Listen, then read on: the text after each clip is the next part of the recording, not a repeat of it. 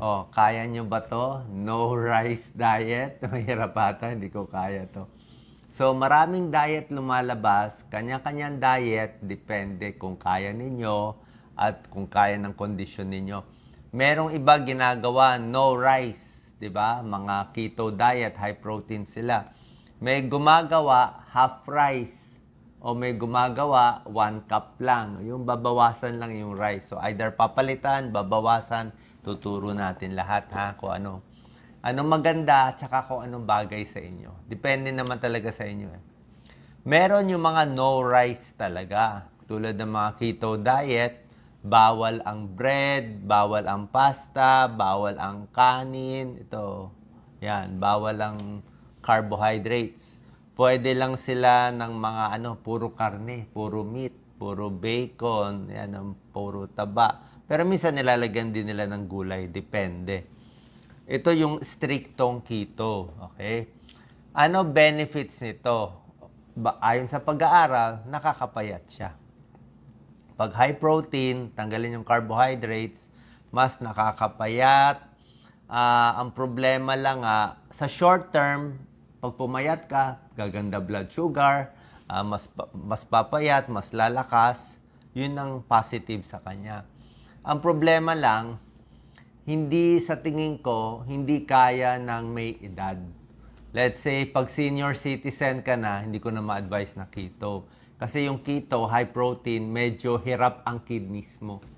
So, pag may sira na kidneys mo na high protein, baka mag-kidney disease, baka mag-kidney failure. Isa pa, hindi mo masusustain ng matagalan. Merong iba na di-depress.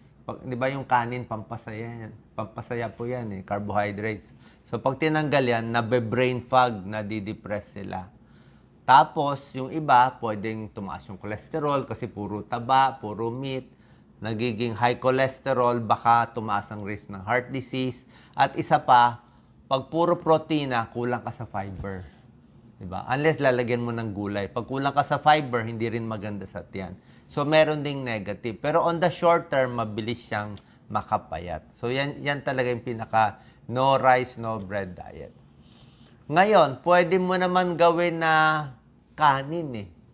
Meron namang diet na rice diet din, kakaiba. Okay? Pero yung rice mo, either babawasan mo yung kanin mo, half cup o 1 cup lang. Kung dati 2 cups ka, 1 cup.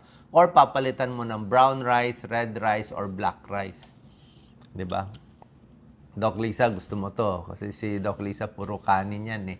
Noong 1939, uso ang rice diet. Ayan o. Popular weight loss sa kanin.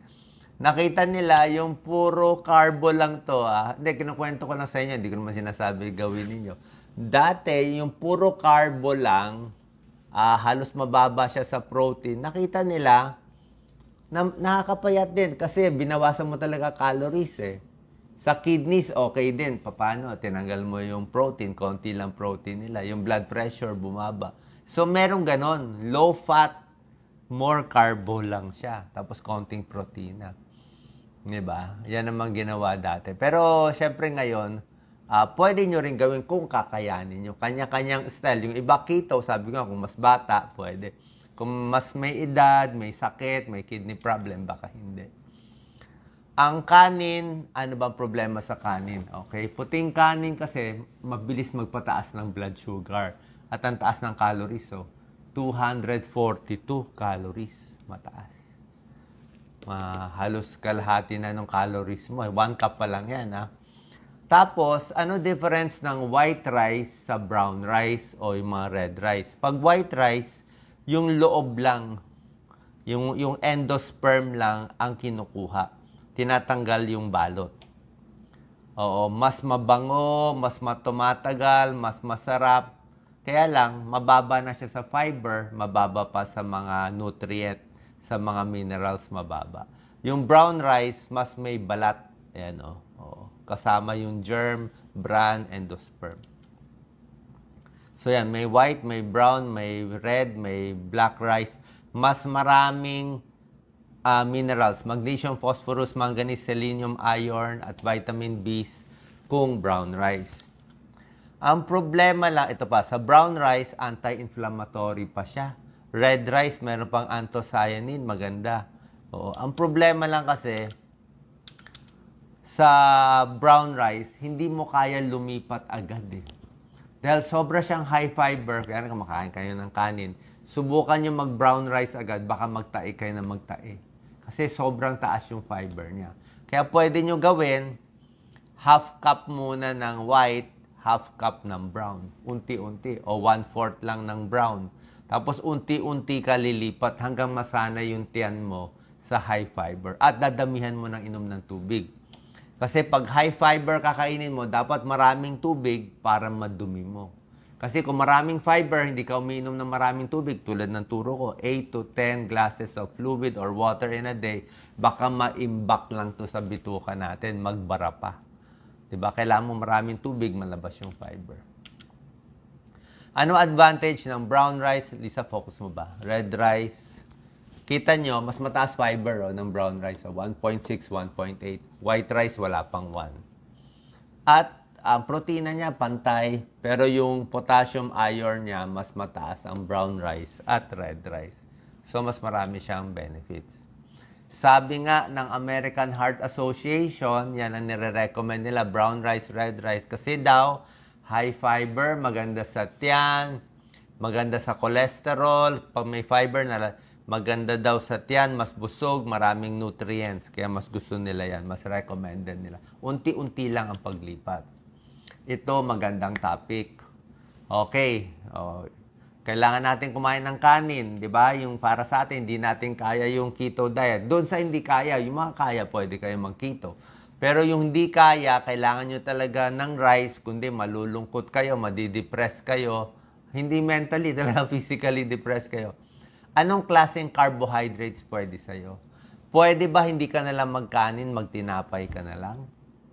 Pwede bang hindi ka nalang magkanin? Kapalit to mag-spaghetti. Pasta lahat yan eh. Yung mga spaghetti at iba pa. Yung mga macaroni. Ano mas maganda dito? Rice, bread, o spaghetti? Kung pipili kayo. Diba? Sa keto diet, ayaw nila lahat to. Pero kung pipili kayo, Doc Lisa, focus mo. Maganda to. Ito ang bad high glycemic foods. Pag 70 or more, ang bilis magpataas ng blood sugar. Sabi ito ng American Diabetes Association. Pag medium, 55 to 65, medyo tumataas lang ang blood sugar. Ang gusto natin, ang low. Ang low glycemic, 55 or less. Yung mga gulay, parang 15 lang glycemic. Mas mabagal magpataas ng blood sugar. Ang super bilis magpataas ng blood sugar, ayan white rice, white bread, pandesal, yan, yung mga bread natin na puti, ang taas, 73, 74, 75. Yung brown rice, udon noodles, medyo nasa gitna konti, medium glycemic index. Magugulat ka, ang spaghetti pala, considered low na siya. Medyo low na, Spaghetti, pati cup noodle, hindi ko sinasabi healthy ang cup noodle, pero yung noodle mismo, yung mga rice noodle, yung mga pansit natin, mas mababa pala konti. A little better siya. Whole wheat bread. Okay, wheat bread, mas mababa pala siya.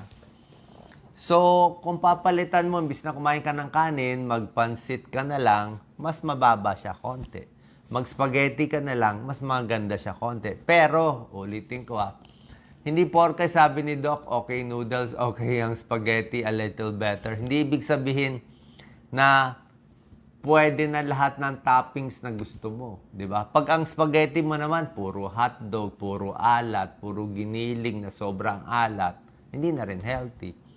Pag ang cup noodle mo, puro yung instant noodle, puro asin lang yun di ba? Yung seasoning. Hindi rin healthy. Pero kung yung pansit mo, gagawin mong healthy yung pansit canton, maraming gulay. Kung yung spaghetti mo, maraming kamatis, at konti lang talaga yung mga mantika, konti lang yung mga ham o spaghetti, pwede mo siya gawing healthy. Diba? So, better siya. Sa bread, kailangan mga wheat bread kasi mga white bread mataas din. So, in short, mas maganda ang spaghetti. Tsaka yung whole wheat, tsaka brown rice. Okay, pero nakita ko mababa pala siya. Lahat ng klase ng pasta, a little better. So, yan ang sinasabing simple carbohydrates. Ito yung mas masama. Mas masama, ayan o, white bread, white rice. So, mas masama. Complex carbohydrates, ito yung good carbohydrates na brown rice, spaghetti, wheat bread, mas maganda. So, mas gusto natin yung mga carbs na ganito. Actually, may carbohydrates din na mas maganda. Gulay, carbohydrates din eh, kung kaya mo. Meron pa sila yung mga iba dito. Okay? Tofu, pwede rin. Ito yung complex carbohydrates. May mga oatmeal, brown rice, kamote. Pwede rin ng kamote. Okay? Kahit patatas, ay medyo mataas ang ng patatas. So, pero kamote, mas better. Ito, whole wheat pasta, green peas.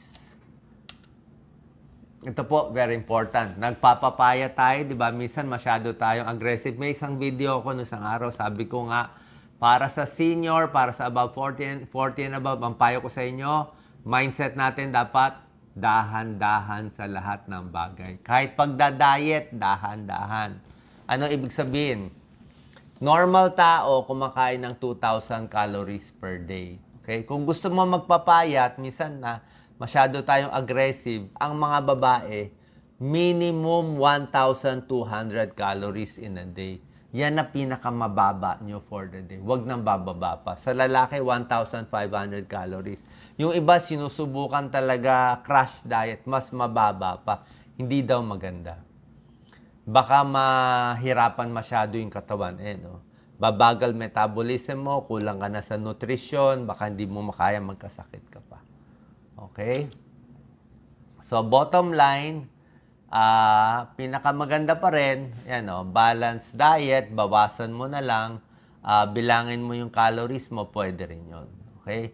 Unti-unti, ilipat mo. Minsan, di ka mag-rice or mag-spaghetti ka na lang. O kung magra-rice ka, kung kaya mo, imbis na 2 cups, 1 cup, o 1 cup, gawin mo na lang half cup, damihan mo na lang yung mga gulay mo, pwede rin po yan. Sana po nakatulong itong video para mahanap nyo yung diet na bagay sa inyo at dapat kaya nyo. Dapat happy kayo doon. Kasi kung pipiliin nyo tong rice diet o spaghetti o yung no rice, yung high protein, dapat kaya ng katawan nyo. Kung nakita nyo, nagloloko na o nasisira na yung kidneys o masama na pakiramdam ko, baka dapat itigil nyo na. Salamat.